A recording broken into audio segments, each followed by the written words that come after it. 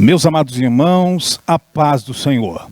Que alegria, que privilégio podemos nos reunir nessa manhã, seja online ou presencialmente. O importante é que nós estamos unidos em um propósito, que é o de aprender a palavra de Deus, de nos edificarmos cada vez mais através das verdades da palavra de Deus. Eu tenho certeza que essa manhã será de grande edificação para a sua vida. Para isso, vamos pedir ao Senhor que abençoe, essa ministração, abençoe o conteúdo que será compartilhado e principalmente abençoe a sua vida de maneira especial. Oremos. Senhor Deus e Pai, nós te adoramos. Te adoramos pelo privilégio da salvação. Adoramos ao Senhor, ó Pai, pois o Senhor tem nos alcançado e de uma forma especial tem nos abençoado, Senhor, como povo seu, ovelhas do teu rebanho, Pai. E isto, Pai querido, tem se refletido no cuidado do Senhor dia após dia, através daqueles, ó Pai amado, que preparam lições tão especiais para a edificação do corpo de Cristo, edificação do corpo da igreja. E nós nos reunimos uma vez mais para aprender a tua palavra.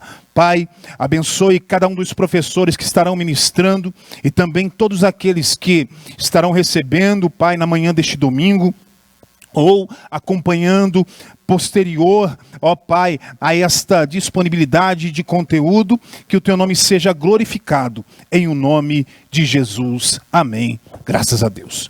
Meus amados irmãos, você está aí no canal da Assembleia de Deus de Rio Claro, Ministério do Belém, presidente pastor Cisaque Valadares. E todas as manhãs de domingo, presencialmente e também online, nós temos esse conteúdo especial da Escola Bíblica Dominical. Neste trimestre, nós estamos estudando um importante tema.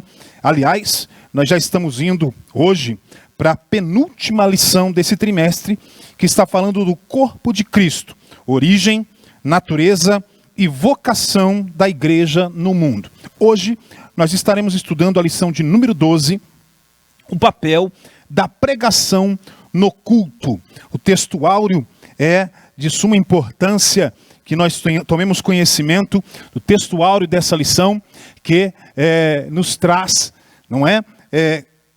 a segunda carta de Paulo a Timóteo, o obreiro Timóteo, capítulo 4, versículo de número 2, o texto diz assim: que pregues a palavra, instes a tempo e fora de tempo, redarguas, repreendas, exortes, com toda longanimidade e doutrina. Segunda carta de Paulo a Timóteo, capítulo 4, versículo de número 2, que é a base desse tema especial, o papel da pregação no culto. Nós já falamos, das ministrações que existem, as 3 ministrações que existem: ministério do louvor, ministração do louvor, ministração da palavra, a ministração do Espírito Santo. Louvado seja o nome do Senhor. Então nós temos esse texto áureo como base da nossa lição e a verdade prática com base nesse texto, que diz: pregar a palavra de Deus é a sublime missão da igreja. E é por intermédio do ministério da palavra que vidas são salvas, transformadas e edificadas. Exatamente por intermédio da palavra de Deus. A leitura bíblica em classe se encontra na segunda carta de Paulo a Timóteo, capítulo 4, versículos de número 1 a 5. Eu quero fazer essa leitura e você também pode acompanhar da sua casa. Diz assim: conjura-te, pois, diante de Deus e do Senhor Jesus Cristo, que há de julgar os vivos e os mortos, na sua vinda e no seu reino, que pregues a palavra, instes a tempo e fora de tempo, redarguas, repreendas, exortes, com toda a longanimidade e doutrina. Doutrina aqui, ensino, não é verdade?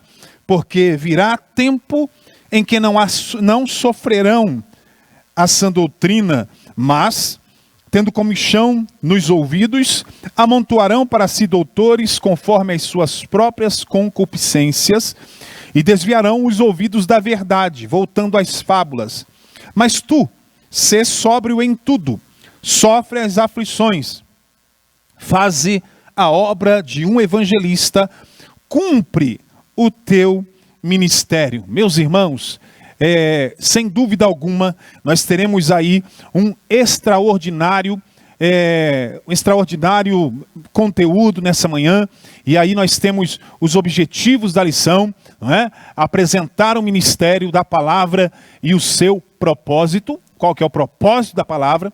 Enfatizar a importância do ministério da palavra e explicar a fundamentação do ministério da palavra. E a guisa de introdução, a importância que nós temos a importância grandiosa da pregação bíblica, a importância que deva se dar, não é? A pregação da palavra. E nessa lição nós vamos estudar exatamente sobre o ministério da palavra, cuja ministração ela faz parte desse culto a Deus, como nós estudamos na lição anterior, quando nós lemos a primeira carta de Paulo aos Coríntios, capítulo 14, versículo de número 26, tendo em mente 2 Timóteo, capítulo 4, versículo de número 1 a 5, que é o texto que nós lemos aqui, a base, né, a leitura bíblica em classe, que vai embasar toda a lição dessa manhã, onde nós vamos abordar esse propósito do ministério da palavra, que abarca a pregação evangelística, que é a proclamação, não é? Bem como a pregação como exposição da sã doutrina, do ensino da palavra de Deus, né? Conforme Mateus capítulo 4, versículo 23, primeira carta de Paulo a Timóteo, capítulo 2, versículo 7. Tratar quanto à natureza da pregação, e aí nós vamos dar destaque para o fato de que a pregação, ela deve ser, em primeiro lugar, ela deve ser bíblica, mas ela também tem que ser cristocêntrica. E se a pregação é bíblica, sem dúvida, ela será cristocêntrica. A Bíblia apresenta Cristo de Gênesis a Apocalipse. Então, pregando a Bíblia, né, a pregação, ela se apresentará como uma pregação cristocêntrica. Nós vamos também fazer uma abordagem dessa perícope de versículos que abordam 2 Timóteo, capítulo 4, versículos 1 ao 5, né? E porque ao escrever a sua última epístola, né, cujos destinatários são Timóteo e a igreja de Éfeso. Estes são os destinatários dessa carta, não é? Dessa última epístola que Paulo escreve. Tem como destinatário o próprio Timóteo e a igreja de Éfeso. Quando nós lemos o capítulo de número 1, versículo 3, quando eu estava de viagem rumo à Macedônia, pedi a você que ainda permanecesse em Éfeso para admoestar certas pessoas a fim de que não ensinem outra doutrina. Então isso aqui aponta, né, que essa carta ela é destinada ao obreiro Timóteo e à igreja de Éfeso. Paulo ele vai discorrendo o compromisso do pregador. Ele fala desse comprometimento que o pregador deva ter com a palavra de Deus, não é? E com o Deus da palavra. Olha que tremendo. De fato, é isso que nós devemos ter em mente.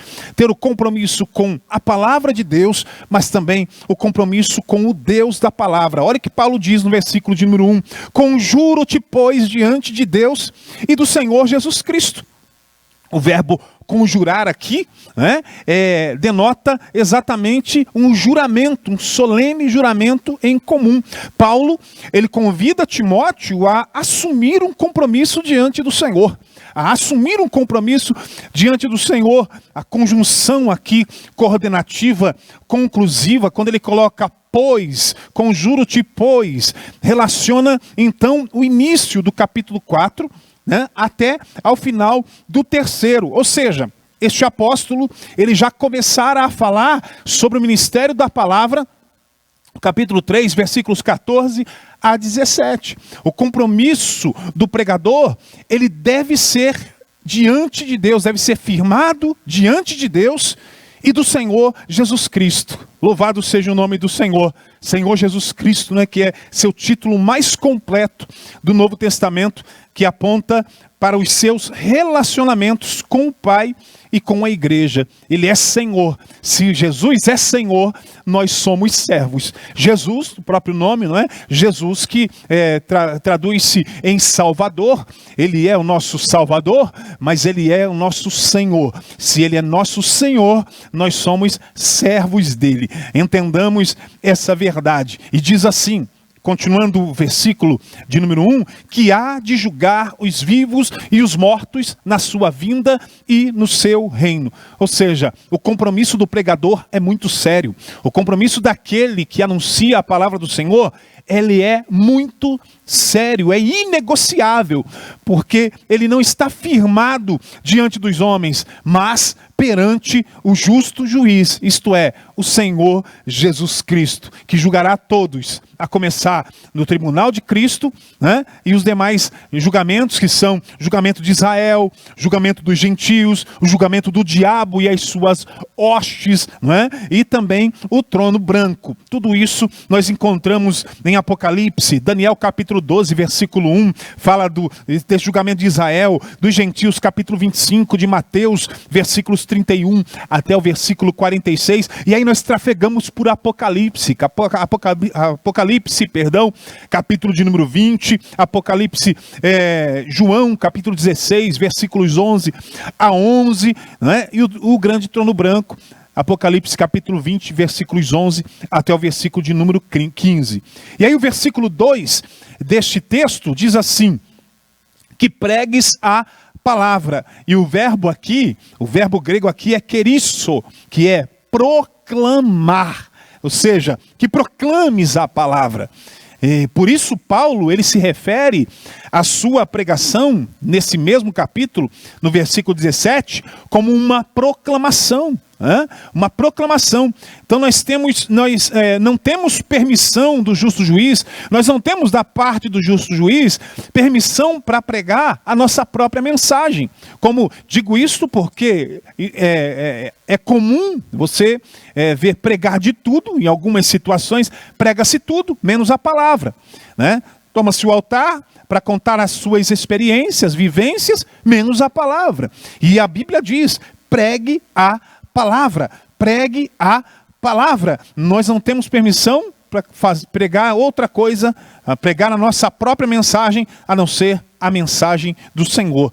À luz da palavra da parábola do semeador, meus irmãos. Quando nós olhamos para a parábola do semeador, nós vemos lá que nós não devemos semear sementes modificadas, mas apenas a boa semente. E qual é a boa semente nessa parábola? A boa semente é a palavra de Deus. É a palavra de Deus.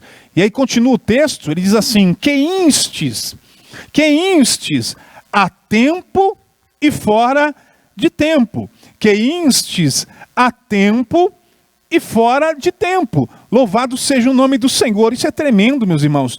Paulo diz a Timóteo que ele deve estar preparado para pregar a palavra, quer seja em uma hora conveniente para os ouvintes, quer não seja uma hora conveniente para os ouvintes. Quer queiram ouvir ou não, a palavra deva ser pregada. A palavra deva ser anunciada. Eles não querem ouvir, mas vão ter que ouvir a palavra de Deus. E ainda ele continua dizendo que redarguas, repreendas, exortes com toda longanimidade e doutrina. É o versículo 2. Então aqui nós temos aqui 3 imperativos no que diz respeito a pregar a palavra e que se referem a esses aspectos da sublime missão que nós temos de pregar a palavra. Corrige, repreende e exorta. Louvado seja o nome do Senhor. 2 Timóteo capítulo 4, versículo 2. Corrige, repreende e exorta. E nós vamos abordar com maiores detalhes mais para frente a respeito disso. Aí ele continua dizendo, virá tempo em que não sofrerão a sã doutrina, mas desviarão os ouvidos da verdade, voltando às fábulas. São os versículos de número 3 e versículo 4 da nossa leitura bíblica em classe. Não é isso que nós estamos vendo hoje? Não é isso que nós estamos com muita frequência vendo hoje? Falsos evangelhos, sementes adulteradas à base de pragmatismo e utilitarismo, né? Olha o que diz, conforme as suas próprias concupiscências. são depositadas em corações de pessoas que rejeitam a boa semente, que rejeitam a boa palavra, que rejeitam o bom ensino da palavra de Deus. E continua: tu, porém, sê sóbrio em todas as coisas. Aleluia, versículo 5. Tu, porém, sê sóbrio em todas as coisas, suporta as aflições. Ou seja, o pregador ele deve ter equilíbrio, né? Ele deve ter equilíbrio, deve ter paciência. Imaginemos o que Paulo suportou quando nós olhamos para o apóstolo. Ele tinha autoridade para escrever essas palavras, porque ele aprendera a passar por toda e qualquer concupiscência, por toda e qualquer circunstância. Por que não olharmos para Filipenses capítulo 4 de Filipenses? Nós nos prendemos muitas vezes a apenas um versículo, por que não citar versículo de número 13, que diz lá, né? Tudo posso naquele que me fortalece. Mas olha o que o texto diz sobre este apóstolo. Ele dizendo, não é? Digo isto, não porque esteja necessitado, porque aprendi a viver contente em toda e qualquer situação. Sei o que é passar necessidade e sei também o que é ter em abundância.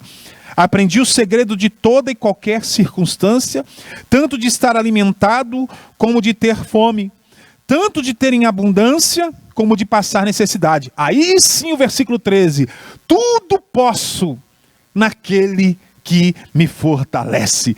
Louvado seja o nome do Senhor. Ainda, Romanos, capítulo de número 8, versículos de número 38 e 39, olha o que diz: porque eu estou bem certo, é Paulo dizendo, porque eu estou bem certo de que nem a morte, nem a vida, nem os anjos, nem os principados, nem as coisas do presente, nem do porvir, nem os poderes, nem a altura, nem a profundidade, nem qualquer outra criatura poderá nos separar do amor de Deus que está em Cristo Jesus, nosso Senhor. Louvado seja o nome do Senhor Jesus. Continuemos aqui no texto da leitura bíblica em classe. Ele termina dizendo: faze a obra de um evangelista, cumpre o teu ministério.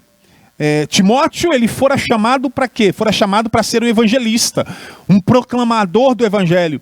E essa deveria ser a prioridade, né? Deveria priorizar então esse ministério, em detrimento de outras atividades, ainda que relevantes. Ele deveria se ocupar em priorizar o evangelho, o ministério, esse ministério que o Senhor colocara em sua vida. Então cada um de nós tem um chamado da parte de Deus, cada um de nós, que não deve ser confundido com o título que nós recebemos na igreja local. Não é isso, né? Nem sempre a chamada corresponde muitas vezes com o título que você ocupa na igreja. Então, faze a obra de um evangelista, cumpre o teu ministério, louvado seja o nome do Senhor. E aqui nós concluímos aqui a introdução, e nessa introdução nós colocamos aí esse comentário sobre os versículos deste texto escolhido para a leitura bíblica em classe, que vai embasar todo o nosso estudo. E claro, a palavra-chave, né, vai aparecer aí na tua tela, é pregação. Essa é a palavra-chave dessa manhã, tópico de número 1, Ministério da Palavra e o seu propósito. Dentro desse primeiro tópico, nós temos a pregação como proclamação. Essa, conforme Lucas capítulo 24, versículos 46 até 49, implica o quê? Pregar. Pregar. E querisso, proclamar a todos. Proclamar a todos. Olha, a pregação como proclamação.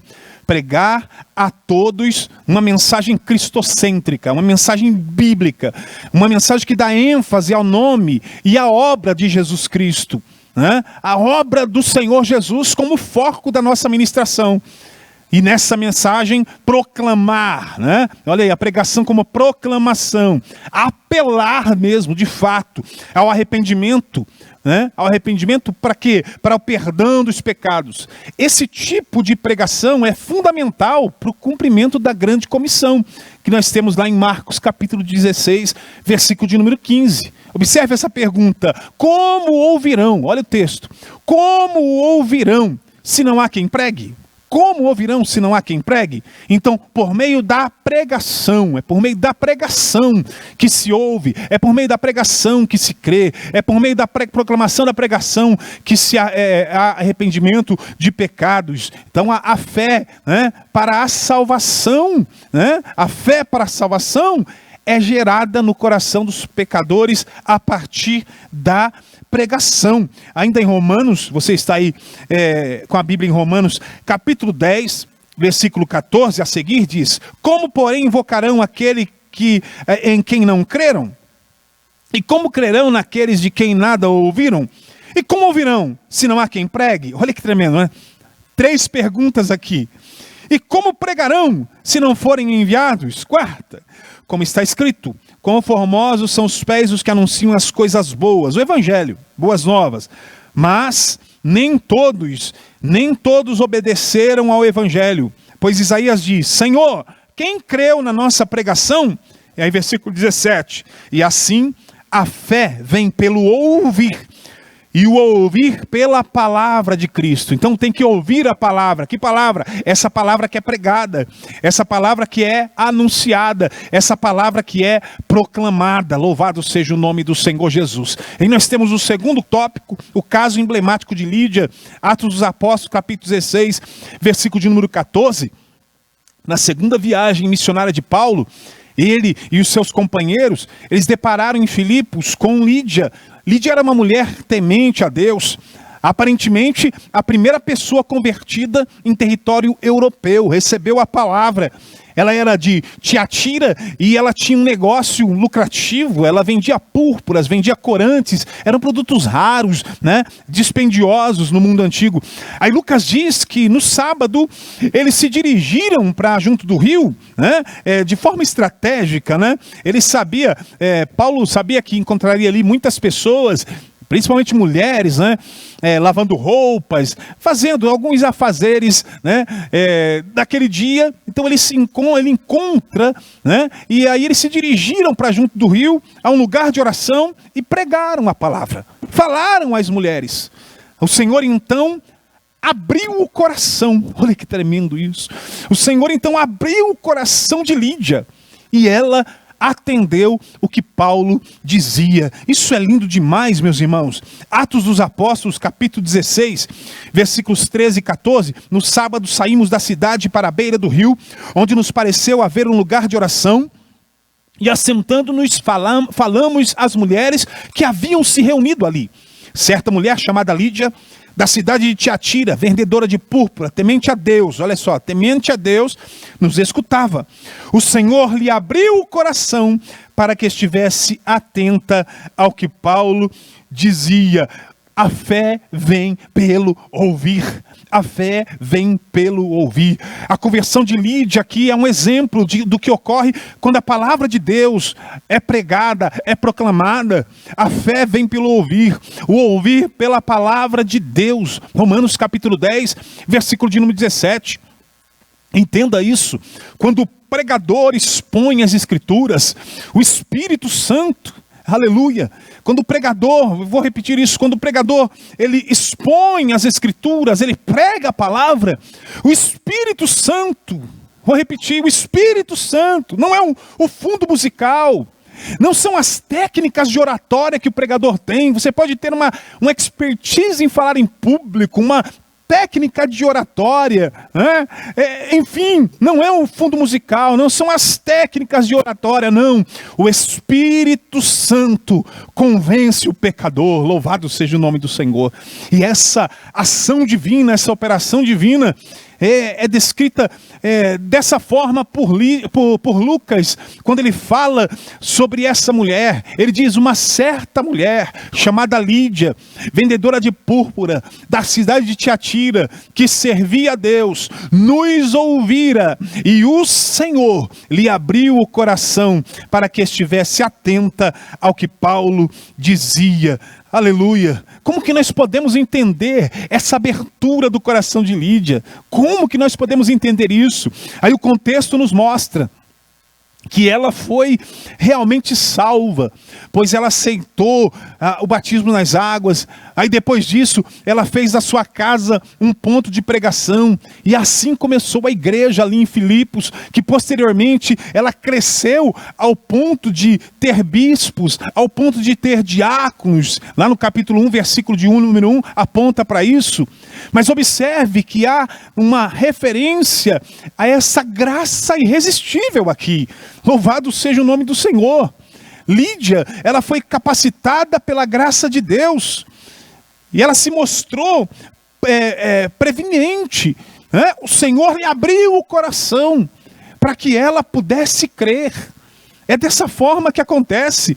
Atos dos Apóstolos, capítulo de número 16, versículo de número 15, depois de ser batizada, ela e toda a sua casa nos fez esse pedido: se julgam que sou fiel ao Senhor, venham ficar na minha casa, e nos constrangeu a isso. Né? Já que nós vemos aqui ela se mostrando preveniente, né? O Senhor lhe abriu o coração para que ela pudesse crer, já que é necessário crer, é preciso crer na proclamação do Evangelho, é preciso se arrepender para ser salvo, mas é através da palavra, é através da proclamação da palavra. A pregação, ela vem também como uma instrução. Paulo, ele disse a Timóteo que ele deveria pregar, aleluia, né? Aleluia, ele deveria pregar com toda longanimidade e doutrina. Em outras palavras, né, ao proclamar o Evangelho, além de ser paciente, o pregador não deve apresentar a sua própria doutrina, mas é a doutrina bíblica, é a palavra de Deus. A proclamação em comparação com o ensino, né, propriamente dito, é mais incisiva. Quando a gente está pregando é diferente, não é? Tá certo que, de vez em quando, você está ouvindo aqui o pastor Cristiano ensinando na escola bíblica dominical, e aí de vez em quando a gente se anima um pouquinho mais, né?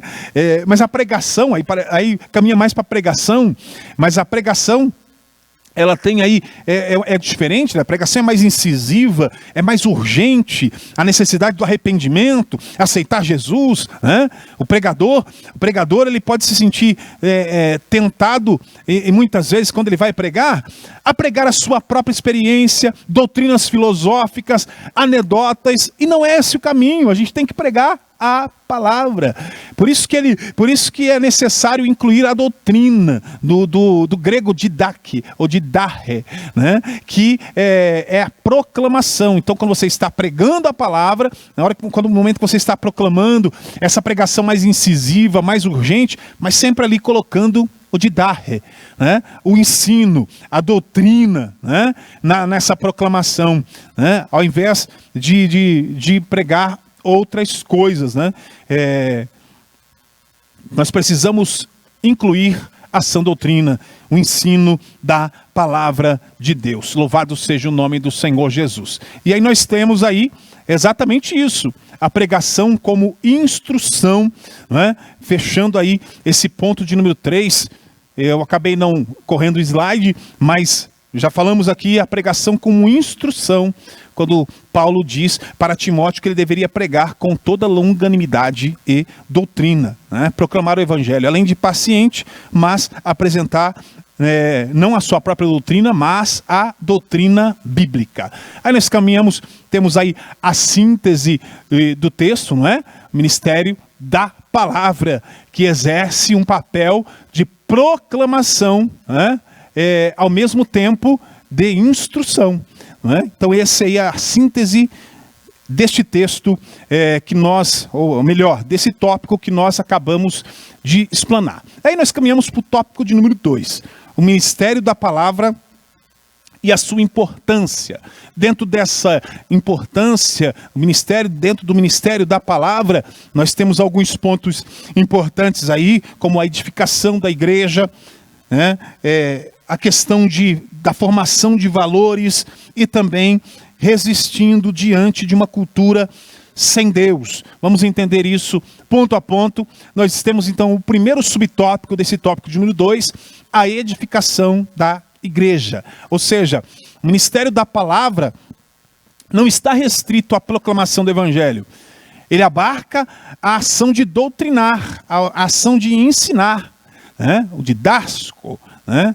Que também está presente na grande comissão, quando nós lemos Mateus, capítulo de número 28, os versículos, melhor dizendo, 19 e 20, quando diz, portanto, vão e façam discípulos,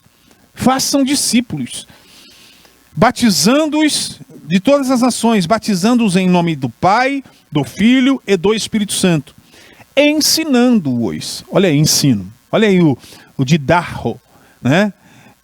O ensino da doutrina aí, ó. Ensinando-os a guardar todas as coisas que tenho ordenado a vocês, e eis que estou com vocês todos os dias até o fim dos tempos. Então, ele abarca também a ação de doutrinar, né? Por isso é importante o ministério da palavra para a edificação da igreja. Ainda que o pregador, ele também tenha a missão de ensinar quando proclama o evangelho, existe o ministério exclusivo do ensino na igreja, né? Quando nós lemos Efésios, capítulo de número 4, vamos lá, Efésios, capítulo de número 4, versículo de número 11, não é assim? E ele mesmo concedeu, uns para apóstolos, outros para profetas, outros para evangelistas, e outros para pastores e mestres, e outros para mestres. Olha que tremendo isso, né? Então, uns para apóstolos, outros para profetas, olha que bacana isso aqui, o dedo de profeta aqui, né? Segundo o ministério, outros para profetas, outros para evangelistas, né? O maior ministério, né? Você tem aqui o dedo mínimo, o maior ministério, né? Quando você prega a palavra, isso é tremendo, quem ganha a alma sábio é, né? Então prega a palavra, a tempo, fora de tempo, enfim, para que ouçam, se arrependam, sejam salvos. E aí nós temos também para pastores, aqui você tem aqui o dedo anelar, não é? O pastores é aquele que tem um compromisso, se casa com a igreja, isso é tremendo demais, não é? Cuida da igreja, pastoreia o rebanho. E outros para mestres, esse dedinho mínimo aqui, né? O mestre é aquele que vem e tira aquilo que está atrapalhando, aquelas coisinhas erradas, aqueles ensinos errados, ele vem para implantar, para inserir a sã doutrina, né? Por isso que diz que existem ministérios específicos, né? Para o ensino da igreja, pelo qual a igreja é edificada. Por isso nós temos aqui, às terças-feiras, uma grande festa da palavra. Se você ainda não compareceu aqui às terças-feiras, você está acompanhando online, olha, às terças-feiras o templo sede aqui, repleto. Nosso pastor ministra às terças-feiras no culto de ensino e edificação espiritual. Olha o nome do encontro nosso. Nosso culto é de louvor a Deus, de celebração ao Senhor, glorificação ao nome do nosso Deus e edificação espiritual. É onde a igreja recebe a palavra e é edificada. É um culto de ensino, voltado para o ensino da igreja. É pelo qual ela é edificada de fato. Mas em que consiste essa edificação? Aí a gente volta ao que Paulo disse. Que corrijas, repreendas, exortes. São 3 verbos aqui. E especialmente o último, ele refere-se à maneira como os salvos são edificados. Eles são edificados como? Por meio das Escrituras, por meio da palavra de Deus. Redarguir ou corrigir, né? O verbo redarguir, ele vem do grego elerro, né? Que tem o sentido de mostrar a falta, mostrar o erro, né? Veja como que Jesus empregou em Mateus capítulo 18, versículo de número 15, quando diz assim: se o teu irmão pecar contra ti, vai arragui-lo, né? Entre ti e ele só. Se ele te ouvir, ganhaste o teu irmão. Mas também a palavra de ensino, ela vem para repreender. A palavra, o ministério da palavra, ele vem para a edificação da igreja para repreender. E usado somente essa vez por Paulo, esse verbo aqui, eptimao, que tem o sentido de mostrar que alguém está sendo negligente com as suas obrigações. Então ele vem para repreender. É mostrar que alguém está sendo negligente com as suas obrigações. E em terceiro ponto, exortar. Aqui nós temos um outro verbo, né, que é um verbo polissêmico, que é o palacleo, ou palaclio, né? Nós sabemos que Espírito Santo, quando a gente fala do Espírito Santo, a gente fala de paraclito, ou paracleto, né? O termo traduzido por consolador. Consolador, quando nós olhamos para a Bíblia em português, é o consolador, lá em João capítulo 14, versículo número 16. Esse título ele é polissêmico, já que a sua forma verbal é paracleo, que denota não apenas consolar, veja bem, exortar. Ele não denota, como ele vem de paracletos, né? Que é consolar, mas ele não vem com o sentido apenas de consolar, mas também de ajudar, animar, confortar, né? Fortalecer. Barnabé, por exemplo, Barnabé ele foi chamado por Lucas de Paraclésios, né? Por meio da capacitação do paracleto, ou literalmente alguém que desempenha um ministério multifacetado, que está capacitado do paracleto, que abrange exortação, consolação, por isso que chamava filho da consolação. Barnabé, filho da consolação. Então, ele abrangia a exortação, consolação, encorajamento, ajuda, defesa, exatamente as mesmas características da palavra exortar, não é? Que nós encontramos no texto bíblico. Louvado seja o nome do Senhor, meus irmãos. Vamos já para o tópico de número 2, formação dos valores. O ministério da palavra, nesse segundo tópico, não é?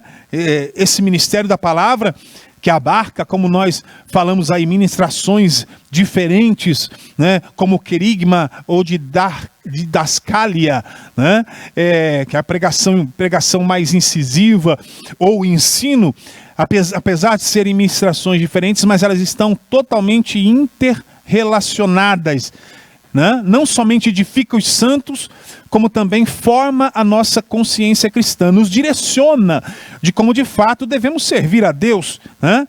E nunca foi tão necessário priorizar o ministério da palavra, meus irmãos, nunca foi tão necessário. Esse tema ele vem muito em boa hora, porque nunca foi tão necessário priorizar o ministério da palavra, porque como nós estamos vivendo aí nessa pós-modernidade, onde há uma guerra cultural, e também uma guerra espiritual, olha, nós precisamos estar preparados para responder a todos que pedirem a razão da nossa fé, todos aqueles que perguntarem a razão da nossa fé. E uma das formas de fazer isso é atacando o erro. Mas o modo eficaz de atacar o erro é apresentar ao mundo os nossos valores ou a nossa cosmovisão.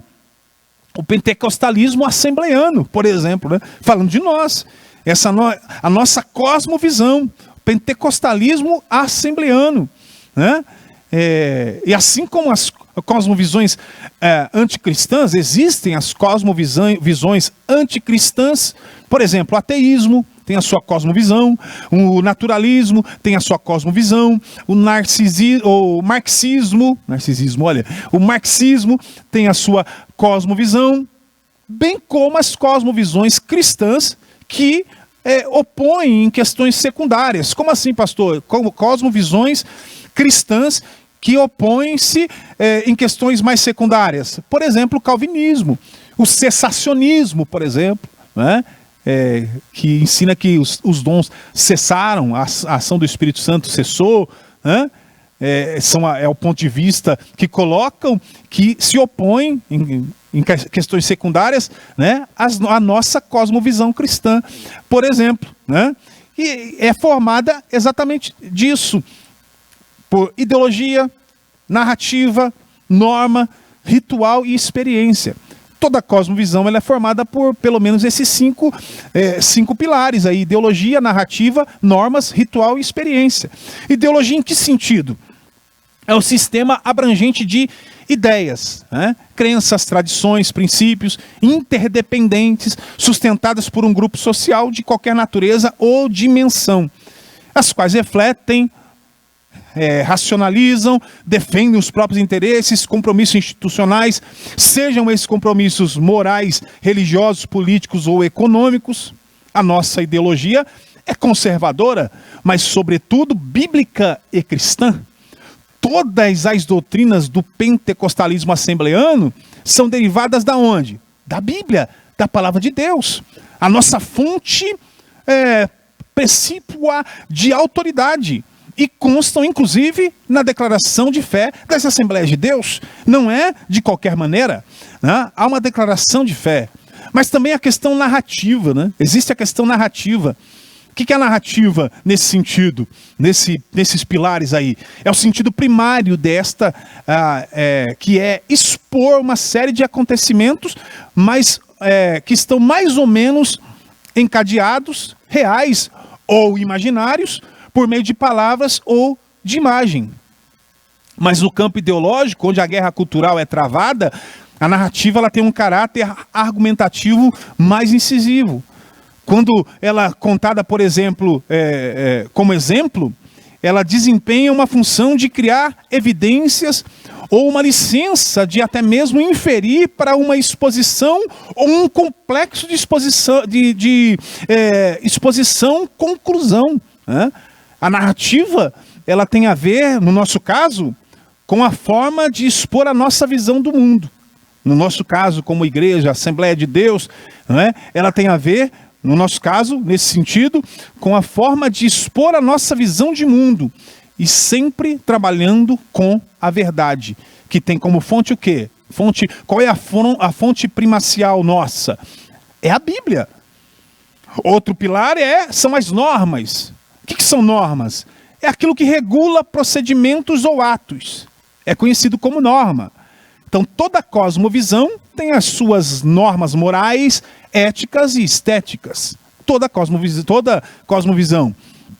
No pentecostalismo assembleiano, vejam bem que eu estou falando da cosmovisão como um todo, né, desses pilares, e colocando a Assembleia de Deus, a cosmovisão do pentecostalismo assembleiano, que abrangem não apenas questões teológicas, no que diz respeito ao estudo da palavra de Deus, né, a teologia, e também não apenas questões eclesiásticas, no que diz respeito à igreja, mas também as consuetudinárias, que diz respeito aos usos e costumes.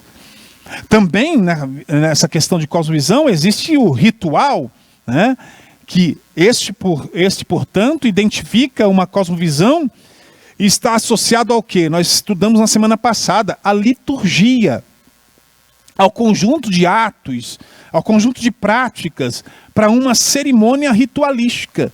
O ritual, por exemplo, ele pode ser festivo, ele pode ser sombrio, né? Exatamente. Quando nós falamos de algumas seitas heresias, algumas delas apresentam um ritual sombrio. Tem a questão formal, informal.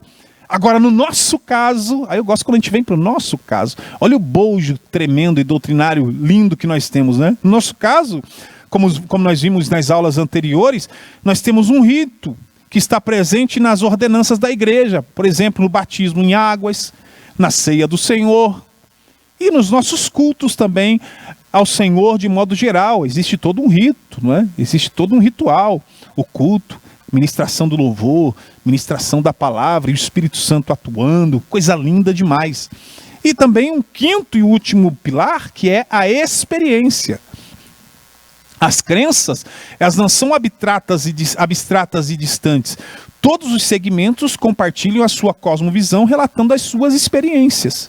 Todos eles.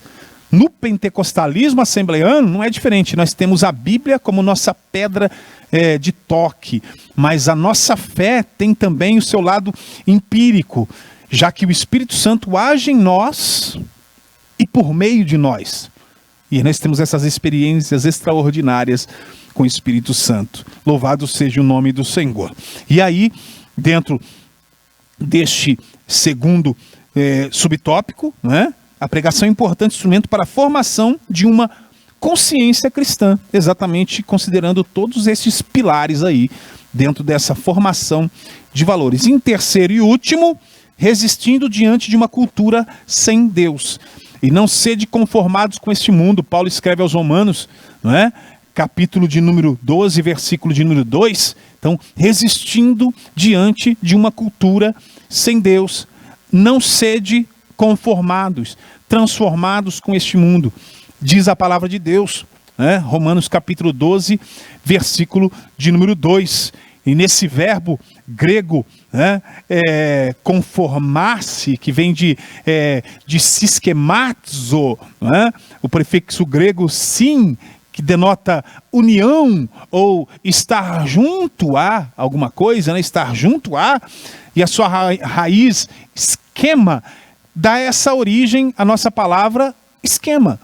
Exatamente isso, que se refere a atos no sentido de maneira de ser, forma, figura, aparência, conformar-se. Em outras palavras, conformar-se com esse mundo, né? Aion, que quer dizer século, né? É estar de acordo com o esquema, é estar de acordo com o modo de pensar, é estar de acordo com o modo de sentir, estar de acordo com o modo de agir das pessoas ímpias a serviço do príncipe deste mundo ou Deus desse século, que é Satanás, né? Aí é você se adequar ao modo de pensar, de agir, de sentir das pessoas ímpias a serviço do príncipe deste mundo ou Deus desse século, Satanás. Quando nós vemos segunda carta de Paulo aos Coríntios, capítulo 4, versículo 4, que diz, nos quais o Deus desse mundo, o diabo, cegou o entendimento dos descrentes, para que para que não lhes resplandeça a luz do evangelho da glória de Cristo, o qual é a imagem de Deus, né? Por isso, ao contrário de Demas, né? Ao contrário de Demas, segunda carta do apóstolo Paulo a Timóteo, quando ele escreve, capítulo de número 4, versículo de número 10, ele diz assim, porque Demas, tendo amado o presente século, me abandonou e se foi para a Tessalônica, né? E ele fala também de Crescente. Mas ao contrário de Demas, nós não devemos nos conformar com a cultura mundana, mas nós devemos resistir a essa cultura mundana. É o segundo tópico, é o terceiro e último tópico, melhor dizendo, deste subtópico deste tópico, resistindo diante de uma cultura sem Deus. Louvado seja o nome do Senhor. E a palavra de Deus que nos fortalece nesse sentido, meus irmãos. E aí nós temos a síntese deste texto, o ministério da palavra, né, que traz edificação à igreja, forma os valores do crente e levanta, aleluia, louvado seja o nome do Senhor, uma resistência diante de uma cultura sem Deus. Essa é a síntese, é o que sintetiza esse segundo tópico da nossa lição de hoje.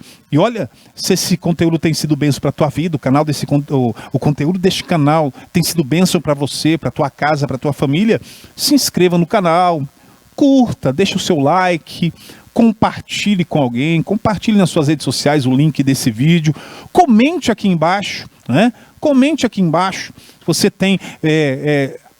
constantemente, não é? Se exposto à palavra de Deus, seja pela leitura bíblica, seja ouvindo a palavra de Deus nos cultos, você tem se exposto à palavra de Deus, tem buscado se edificar, você, a sua casa, a sua família? Deixa um comentário aqui embaixo, em nome do Senhor Jesus, e compartilhe com mais alguém este conteúdo. E nós vamos para o terceiro e último tópico. Olha, este tópico, ele é aparentemente rápido, porque ele traz apenas 2 subtópicos. É o tópico de número 3, o ministério da palavra e a sua fundamentação. Aqui nós vamos falar que ela deve ser cristocêntrica, nós já antecipamos isso no início da ministração dessa aula. Em segundo ponto, deve ser bíblico, né? Deve ser bíblico. O ministério da palavra deve ser bíblico, deve ser cristocêntrico, não é? Então, o primeiro deles deve ser cristocêntrico. O ministério da palavra é cristocêntrico, porque Cristo é a própria palavra. Louvado seja o nome do Senhor.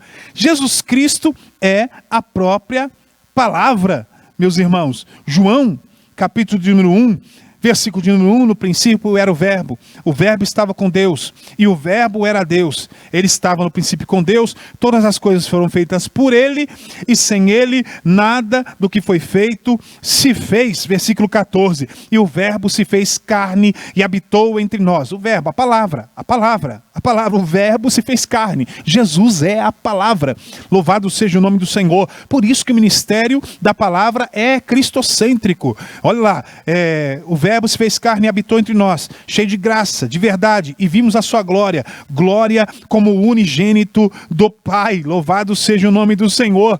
Também Apocalipse, capítulo de número 19, versículo de número 13 de Apocalipse, diz, está vestido com um manto encharcado de sangue, e o seu nome é Palavra de Deus. Em outras traduções, e o seu nome é Verbo de Deus. O ministério da palavra é cristocêntrico, porque Cristo é a palavra de Deus.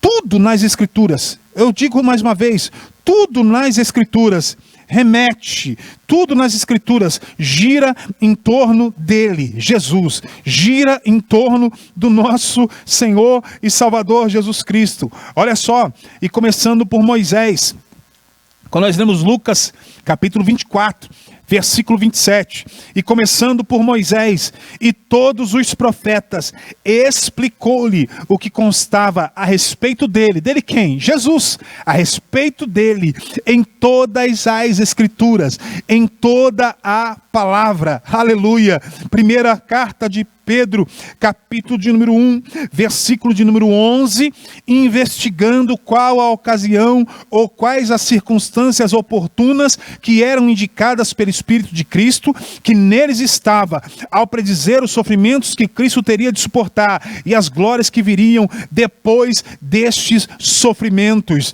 Louvado seja o nome do Senhor. Falando de quem? De Cristo. Então, desde Gênesis, capítulo 1, versículo 1, como você já sabe, né? Deus ali está no hebraico Elohim. Elohim, que aqui é um termo plural, que indica o quê?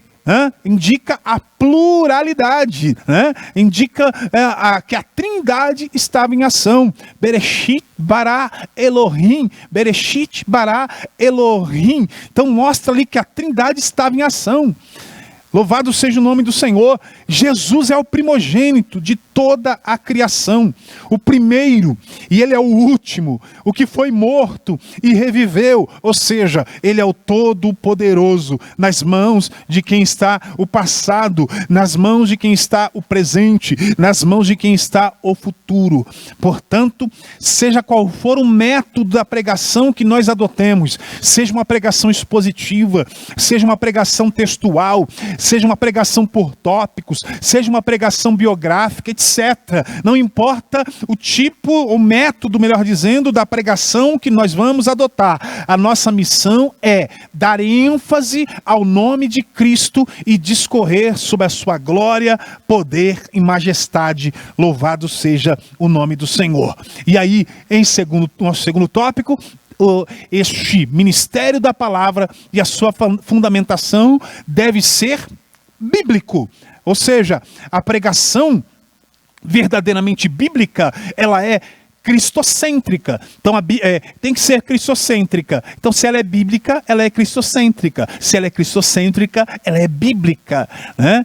Por que eu digo isso? Porque estão na moda as pregações, né, pretensamente bíblicas, que são na verdade antropocêntricas. Falamos muito disso na semana passada, né? São triunfalistas, são performáticas, não é? Infelizmente, o que mais se vê por aí hoje na atualidade, não é? São os animadores de auditório, os animadores de plateia, dentro das igrejas, que não visam a glorificação a Deus, a evangelização dos perdidos, a edificação do povo de Deus, não priorizam a mensagem bíblica, preferem valer-se de métodos, de técnicas, jamais usadas por Jesus, jamais usadas pelos apóstolos e os grandes pregadores da história, amantes do dinheiro, amantes de si mesmo. Em vez de exporem as Escrituras Tais pregadores malabaristas priorizam os bordões de autoajuda em detrimento da mensagem genuinamente bíblica. Não conseguem pregar, né, a mensagem genuinamente bíblica. É muita performance e quase nada de exposição bíblica, quase nada de pregação da palavra. Que Deus levante, a nossa oração é que Deus levante pregadores dispostos a cumprir o compromisso de pregar a palavra de Deus. Louvado seja o nome do Senhor Jesus. E aí nós temos a síntese deste texto.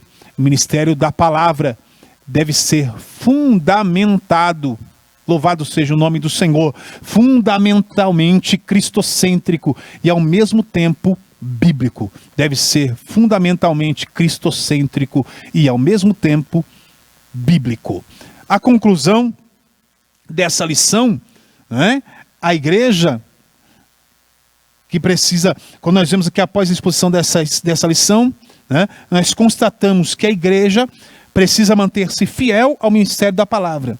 Isso pode ser feito por meio de uma pregação genuinamente bíblica que reflita os valores do reino de Deus. Para isso, não há atalhos. Numa cultura cada vez mais hostil à fé cristã, a igreja necessita proclamar as verdades do reino por meio da poderosa pregação da palavra de Deus. Louvado seja o nome do Senhor. Meus irmãos, no próximo domingo nós teremos a nossa última lição deste trimestre. Já quero convidar você para que esteja presente para receber a ministração sobre o poder de Deus na missão da igreja. A verdade prática disso, o Espírito Santo é a força motriz que movimenta a igreja. Sem o poder do Espírito Santo, a igreja é incapaz de cumprir a sua missão. Feche esse trimestre com chave de ouro e participe da Escola Bíblica Dominical. Em especial, aqui na sede, nós teremos Escola Bíblica Dominical em todo o nosso campo de trabalho. Aqui na sede, em mais de 40 congregações do nosso campo de trabalho. Em especial, aqui na sede, no próximo domingo, um pouquinho mais cedo, às 8 horas da manhã, nós teremos a nossa Escola Bíblica Dominical. Antes, nós teremos às 7 horas, não é, consagração, oração, movimento de oração, às 7 horas, 8 horas a Escola Bíblica Dominical, mais cedo aqui na sede, no campo todo às 9 horas, e às 9 horas aqui nós teremos a Ceia do Senhor. Mas eu quero chamar a tua atenção, é claro, para hoje à noite, logo mais às 18h30, nós teremos aqui na sede, em todo o nosso campo de trabalho, nós teremos o culto de celebração, louvor e adoração a Deus com as famílias, o culto da família, que estará reunida para servir ao nosso Deus. E você é o nosso convidado especial para estar aqui na sede ou em uma das nossas congregações. Rua 11A, número 242, Vila Alemã. Agora, você também pode entrar no nosso site, adrioclaro.com.br, e encontrar uma igreja, uma congregação pertinho de você. É importante que você esteja presente para celebrar o Senhor e será, sem dúvida, muito bem-vindo para estar conosco. Eu quero orar por você, orar a Deus e agradecer por esse momento tão especial, pela sua companhia e também por estarmos juntos compartilhando a palavra do Senhor. Feche os teus olhos. Senhor Deus e Pai, nós te adoramos, nós te bendizemos por tudo que o Senhor fez, faz e continuará, Senhor Deus, fazendo sobre cada um de nós. Pai, que o teu nome continue sendo glorificado através da vida do nosso presidente, pastor Cisaque Valadares, e de toda a sua família, Senhor. Pai, sobre a vida de cada dirigente, de cada obreiro, de cada membro, Senhor Deus, dessa igreja. Pai querido, que a tua presença seja contínua e o teu nome, Senhor, seja elevado, glorificado, exaltado na vida de cada um dos teus filhos. Pai, que nós possamos logo mais estar uma vez mais reunidos na tua presença para celebrar e exaltar o nome do Senhor. Continua conosco, é o nosso pedido a ti, Pai, em nome de Jesus. Amém. Graças a Deus. Deus te abençoe. Até o próximo domingo, em nome de Jesus.